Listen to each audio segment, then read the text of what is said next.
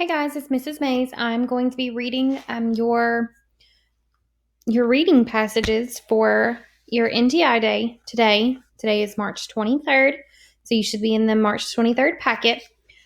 So here we go. It says, let's practice. Mr. Thomas sat on the front porch of his house in a bathrobe and bunny slippers with his head in his palm. He was holding the daily newspaper. The sun shined brightly in the sky. His neighbors were coming out of their houses and getting in their cars. Mr. Thomas sighed. His neighbor, Mr. Rosencrantz, stepped out on his porch and saw Mr. Thomas. "Did it again, huh?" said Mr. Rosencrantz. Mr. Thomas replied, "Yep." Mr. Rosencrantz chuckled and said, "Here, Mr. Thomas, you can use my cell phone. I could even keep a key over here if you wanted." Tom thankfully grabbed the cell phone and called his wife. "Honey, I did it again." Mr. Rosencrantz heard Mrs. Thomas yelling at Mr. Thomas in a distorted, high-pitched squeal. "Yes, dear, I'm so sorry. I'll see you soon." Mr. Thomas returned the phone, sighed deeply, and ran his fingers through his hair. Where is Mr. Thomas in this passage? So think about everything that has kind of gone on in this paragraph. Mr. Rosencrantz is offering help by offering his cell phone to Mr. Thomas. Mr. Thomas said that he did it again. He's outside on his porch. So where is Mr. Thomas in this passage? Is he at Mr. Rosencrantz's house with Mrs. Thomas, at work, or at his house?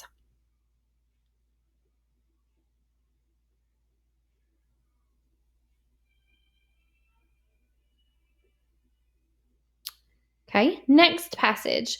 It said Mr. Erickson was a manager at a small insurance company in Minnesota. One cold day in January, April McKenzie, one of his employees, approached him about some time off from his work. "This job is very important to me, Mr. Erickson, but I've been called into jury duty. When my government asks for my help, I have to answer the call." Mr. Erickson rubbed his forehead. "We really need you here, April, but the government needs you more. Take the time. We'll be all right." Mr. Erickson thought that they needed her there, but they managed fine without her. A week passed and April returned to the office. When April returned, Mr. Erickson noticed that most of her body was a shade of bright red, except around her eyes.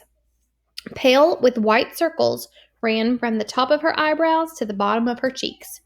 These pale circles around her eyes were surrounded by sunburned flesh. That's when Mr. Erickson knew. "April, step into my office. There are some things we need to discuss," Mr. Erickson said ominously. So why does April say she needs time off from work? So based on all the information in the passage, where can you infer or figure out where did April go? A, she needs time to help her mom. B, she has jury duty. C, she is tired and needs a break. Or D, she knows Mr. Erickson will let her. So why did April say she needed time off from work? So go back in the passage and find your answer.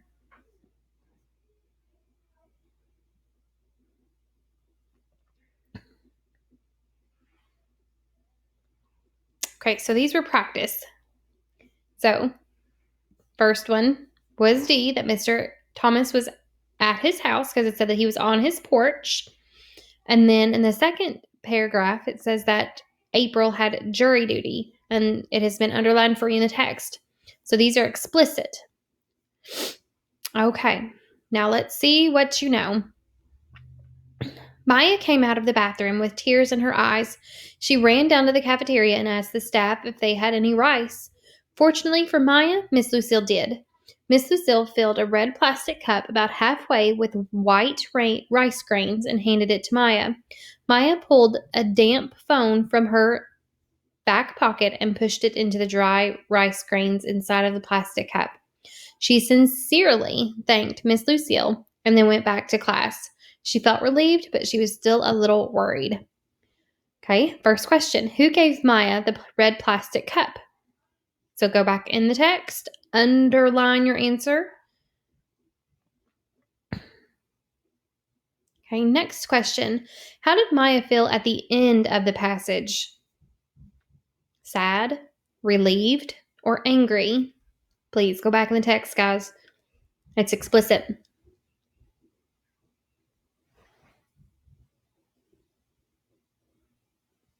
Okay, next paragraph. Kevin wasn't worried about his book report. He had 3 whole weeks to get it done. There was no reason to get started right away, especially when he had just gotten a new video game. The next day, Kevin thought about going to the library to pick out a book for his book report, but decided to play with his friends instead. He could go to the library on the weekend. The weekend came, and instead of going to the library, Kevin spent the whole weekend at his cousin's farm. He didn't go to the library the next week either. There was always something fun to do instead. 2 weeks passed, and Kevin still hadn't picked out a book.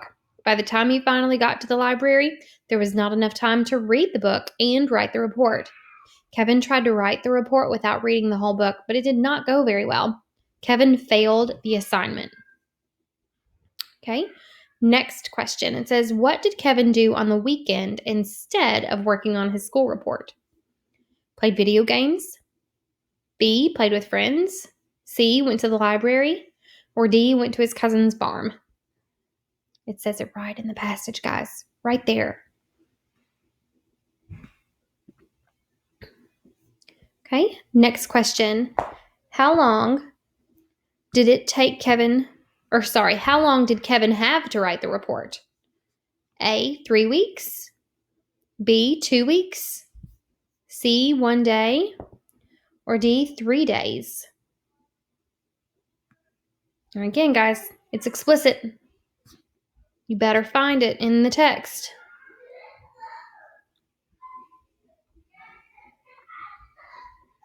Okay, now on to writing. Looks like we are going to be writing an opinion piece. So our writing situation. Because of the risk of accidents, many states require motorists and bikers to wear helmets on the road. Some people think this is a good law. Others disagree and say it is unfair to motorcycle and bike owners. Now, guys, we've done this before. So it should not be hard. Should not be hard. So your writing directions says, should bikers be required to wear helmets? Write a letter to the editor in which you share your point of view. Be sure to use strong evidence and support when you share your reasons as to why it is a good or unfair law. Okay, now raft it. R stands for role. So who are you writing as? The A is your audience. Who are you writing to? In this case, you're writing to the editor. So think about it. Are you writing a formal letter or an informal letter? If it's to an adult, to an editor, it's going to be a formal letter. So you're going to have to use professional language. And then your F for form, I said that a second ago. You're writing a letter, and the topic that you're going to be writing is, should bikers be required to wear helmets? And again, this is your opinion. Your opinion. And so it looks like, it says, using the opinion prompt below, analyze using a 4-square organizer. Make sure to fill all sections to organize your writing. So on your 4-square, you should have a middle box that has your topic and your opinion, and your first, second, and third body paragraphs, and then your conclusion. So just do your best. You guys know exactly what to do.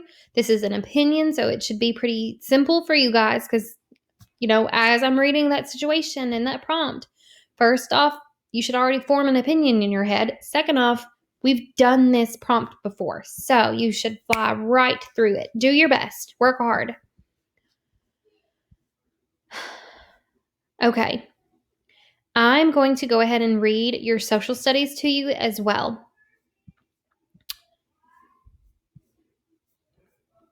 So here we go. I can identify the geographic terms for water and landforms. Read the following passage.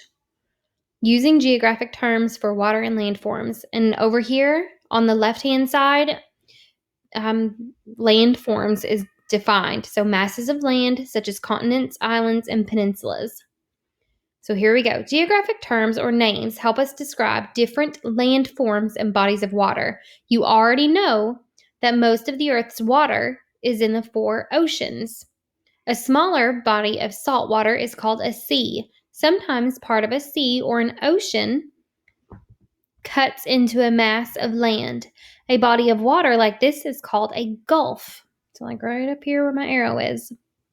An example is the Gulf of Mexico near the southeastern part of the United States. A bay is similar to a gulf, but usually it is smaller and has a wide opening into the sea. So right here where my cursor is, there's the bay. A body of fresh water that is surrounded by land is called a lake. So right up here, kind of like Lake Harrington or Cumberland River Lake. Water also flows into rivers. A river is a source where the river begins. It also has a mouth where the river empties into the larger body of water, like an ocean or a lake. A smaller stream that feeds into a river is called a tributary. 3 major types of landforms are mountains and plains. The major types of landforms are mountains and plains. Mountains usually have steep sides and rise at least 2,000 feet above sea level. A row of connected mountains is called a mountain range. Plains are land that is mostly flat with few trees. You can see other land forms in the illustration above. A cape is an extension of land jutting out into the water that is usually smaller or thinner than a peninsula. A peninsula is surrounded by water on 3 sides. An island is completely surrounded by water. A valley is the low area between ranges of mountains or hills. A delta is formed when the soil is deposited in the mouth, when soil is deposited the mouth of a river. It is usually shaped like a triangle. Okay, so here's our practice. After reading the passage, label the following picture using the geographic terms for water and land forms. Refer to the word bank below. So you've got a nice word bank right here, y'all. And you're just labeling all of these different parts. Now, up above, right here, this colored map thing, it's basically the same exact thing. You just have to label. So you've got mountain range, sea, gulf, tributary, delta, island, lake, plain, peninsula, bay, source, valley, and mouth. Okay, so do your best. Look off of the map on the page before this to get this completely labeled. Remember, you can pause this at any time, stop it if you need, to work a little bit. I'm going to go ahead and read these multiple choice questions. It says, which of the following is formed when soil is deposited at the mouth of a river? All of this information is in the passage I just read. So A, a plain, B, a tributary, C, a delta, or D, a gulf. So which of the following is formed when soil is deposited at the mouth of a river? So if you go back up here, where it talks about is formed when soil is deposited in the mouth of a river. Yeah, right there it is, guys. Got to go back in the text and look. Number 2, what is a body of fresh water surrounded by land? So think about it. A fresh body of water, no salt involved, fresh body of water is surrounded by land. Is that a lake, a sea, a bay, or a gulf?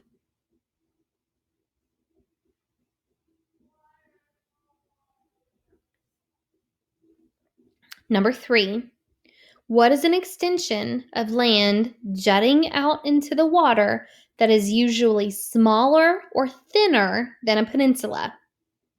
Is it a valley, an island, a delta, or a cape? Okay, so an extension of land. So it means it's going off the main part of the land into the water. that is smaller and thinner than a peninsula. Go back in the passage and find it. It is there, I swear.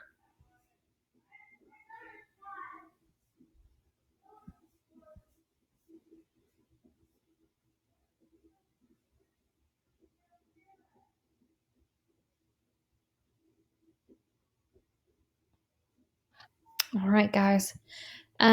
Please let me know if you guys have any questions at all about any of the reading or the writing. I can help out with anything else. And if I don't know the answer, I will help to find the answer. I hope you guys are doing good. I hope you guys are doing well with these. I hope you guys are staying safe, and I hope you guys are staying healthy. I miss you guys. And yeah, take care. Do your work, okay? Hopefully, I'll see you soon.